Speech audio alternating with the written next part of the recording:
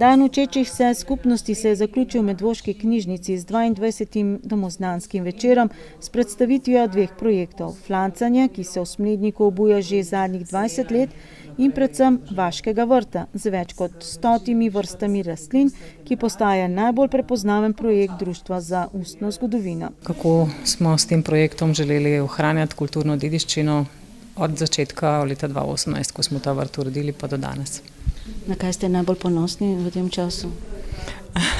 Na celoten potek projekta, da je aktiven zdaj že 5 let in da kaže, da bo tudi še naprej. Gre torej za ohranjanje domačih kulturnih rastlin in znanja o delu z njimi v naših naravnih pogojih, pa tudi za projekt skupnega dela in medgeneracijskega učenja. Tudi na Vaškem vrtu kdaj rabite podmladek, a ne? Kako je s tem? Ja, tudi nam manjka podmladek in zato se vsako leto trudimo, da bi pritegnili predvsem otroke.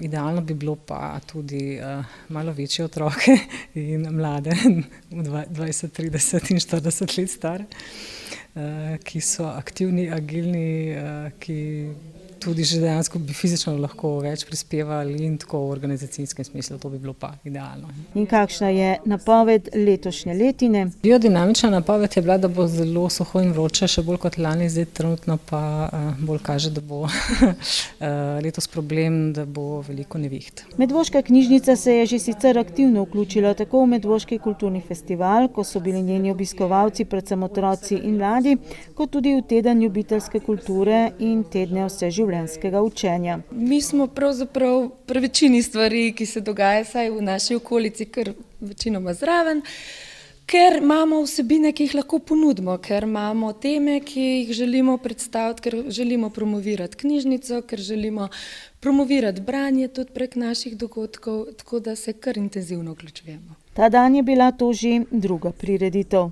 Jaz recimo zelo rada vrtnarim in sem danes se tudi ponudila, da bom dežurala, ker imamo nek tak projekt, ki ga še raziskujemo, mogoče malo tipamo tereni, bomo videli, kako bomo v prihodnosti mogoče tudi na tem področju semen in ohranjanja avtohtonih slovenskih rastlin, mogoče še kaj na tem področju se tudi vključili s stališča knjižnice.